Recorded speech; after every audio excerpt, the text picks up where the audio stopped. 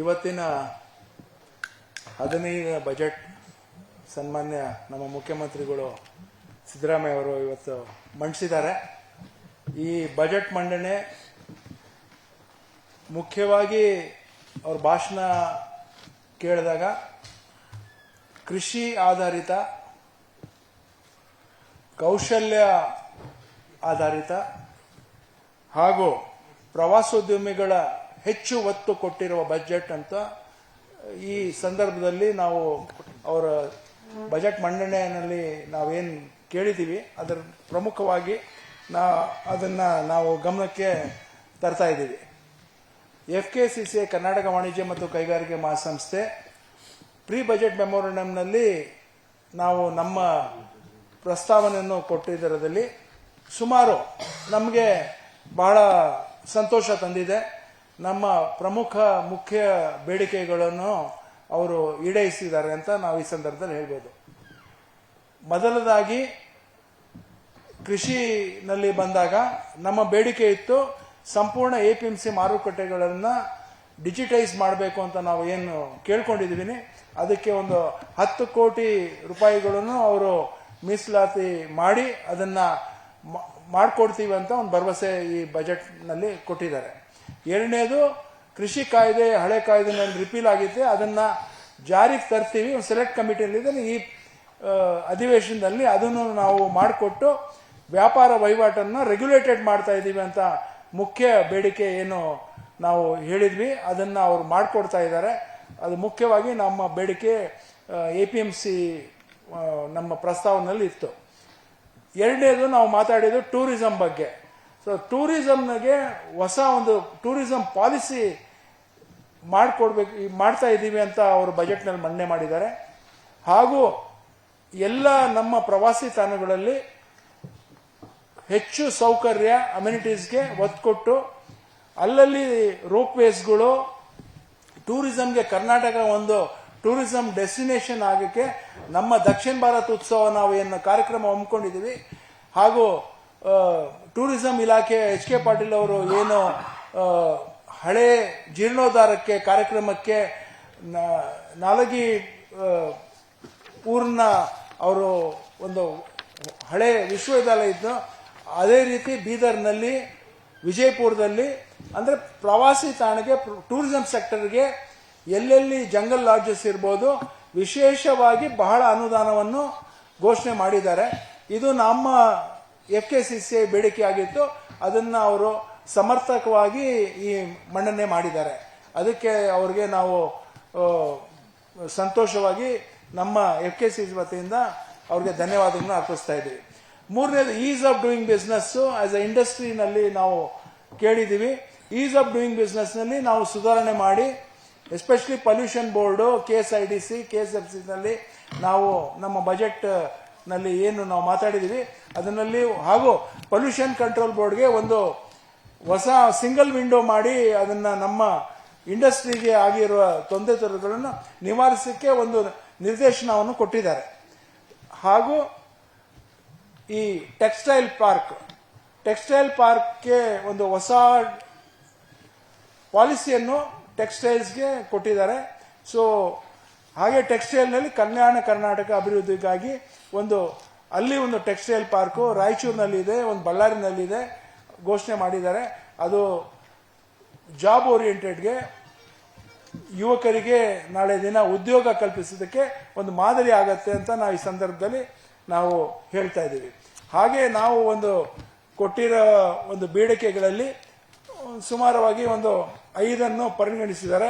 ಅದಕ್ಕೆ ಮುಖ್ಯಮಂತ್ರಿ ಅವರಿಗೆ FKCCI ತಮ್ಮ ಧನ್ಯವಾದವನ್ನು ಅರ್ಪಿಸ್ತಾ ಇದೆ.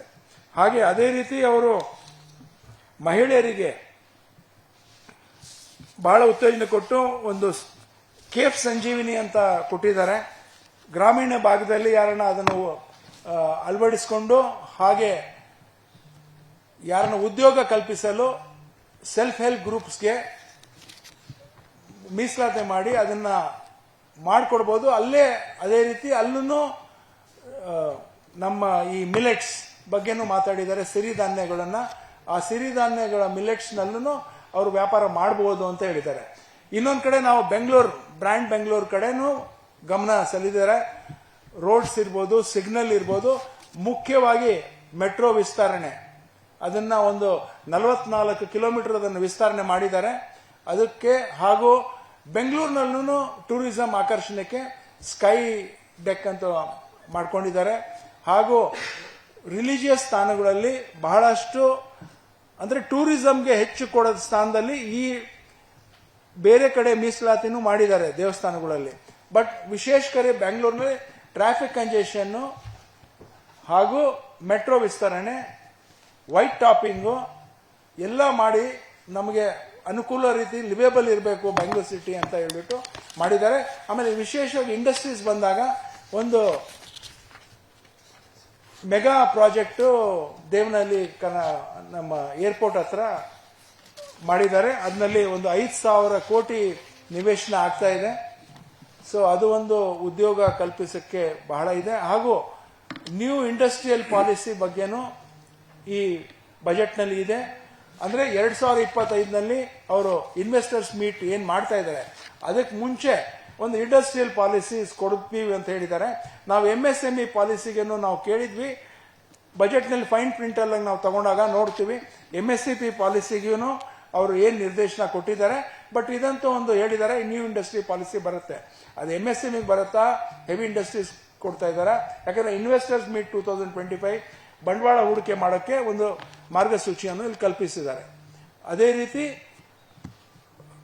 ಒಂದು ಕೃಷಿಗೆ ಬಂದಾಗ ಕೃಷಿ ಅಭಿವೃದ್ಧಿ ಪ್ರಾಯೋಜಿಕ ಅಂತ ಒಂದು ಅವರು ಮಂಡನೆ ಮಾಡಿದ್ದಾರೆ. ನಾಲೆಜ್ ಪಾರ್ಕ್ ಇಲ್ಲ, ಒಂದು ನಿಮಿಷ. CM ಡೈರೆಕ್ಟ್ ಆಗಿ ಅದನ್ನಲ್ಲಿ ನೋಡ್ಕೊಂತಾರೆ. ಅಂದ್ರೆ ಕೋಆರ್ಡಿನೇಷನ್ ಮಾಡ್ತಾ ಇದ್ದಾರೆ. ಹಾರ್ಟಿಕಲ್ಚರು, ಫಿಶರೀಸು, ಅಗ್ರಿಕಲ್ಚರು, APMC ಕೃಷಿನಲ್ಲಿ ಏನೇನಿದ್ರೆ ಅದಕ್ಕೊಂದು ನೋಡಲ್ ಅಥಾರಿಟಿ ಅಂತಾನೆ ಒಂದು CM ಒಂದು ಪ್ರಾಧಿಕಾರಿ ಮಾಡಿದ್ದಾರೆ.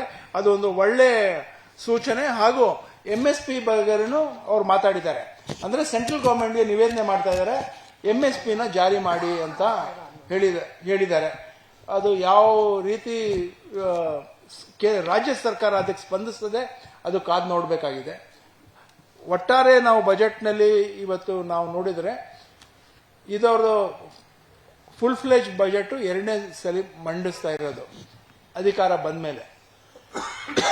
ಅವರು ಬಹಳ ಅಷ್ಟು ಅವರು ಕಾರ್ಯಕ್ರಮಗಳನ್ನ ಯಾವ ರೀತಿ ಏನ್ ಮಾಡಬೇಕು ಹಾಗೂ ಒಂದು ಆಂಬಿಷಿಯಸ್ ಬಜೆಟ್ ಅಂತೂ ನಾವು ಹೇಳ್ಬೋದು. ಎಲ್ಲಾ ವಲಯದಲ್ಲಿ ಯೂತ್ಸ್ ಇರ್ಬೋದು, ಫಾರ್ಮರ್ಸ್ ಇರ್ಬೋದು, ಮಹಿಳೆಯರು ಇರ್ಬೋದು, ಉದ್ಯೋಗ ಕಲ್ಪಿಸೋದು, ಕೌಶಲ್ಯ ಅಭಿವೃದ್ಧಿಗೂ ಬಹಳಷ್ಟು ಅವರು ಕೌಶಲ್ಯಾಭಿವೃದ್ಧಿಗೇನು ಬಹಳಷ್ಟು ಸಹಾಯಧನವನ್ನು ಕೊಟ್ಟಿದ್ದಾರೆ. ನಾಳೆ ದಿನ ಯಾರು ಯುವಕರು ಡಿಗ್ರಿ ಮಾಡಿಕೊಂಡು ಯಾವ್ಯಾವ ಸೆಕ್ಟರ್ನಲ್ಲಿ ಯಾವ್ಯಾವ ಇಂಡಸ್ಟ್ರಿನಲ್ಲಿ ಹೋಗಿದ್ರೆ ಕೌಶಲ್ಯಾಭಿವೃದ್ಧಿ ಅವ್ರ ಸ್ಕಿಲ್ಲಿಂಗ್ ಆದ್ರೆ ಅವ್ರಿಗೂ ಜೀವನ ನಡೆಸಕ್ಕೆ ಬಹಳಷ್ಟು ಉಪಯೋಗ ಆಗುತ್ತೆ. ಆ ದೃಷ್ಟಿಯಲ್ಲೂ ಅವರು ಮಾರ್ಗದರ್ಶನ ಈ ಬಜೆಟ್ನಲ್ಲಿ ಕೊಟ್ಟಿದ್ದಾರೆ. ಅನುಕ್ಷಣದ ಸುದ್ದಿಗಳಿಗಾಗಿ ವಿಸ್ತಾರ ನ್ಯೂಸ್ ಯೂಟ್ಯೂಬ್ ಚಾನೆಲ್ ಸಬ್ಸ್ಕ್ರೈಬ್ ಮಾಡಿ. ಹೊಸ ಸುದ್ದಿಗಳ ನೋಟಿಫಿಕೇಶನ್ಗಾಗಿ ಬೆಲ್ ಐಕಾನ್ ಕ್ಲಿಕ್ ಮಾಡಿ.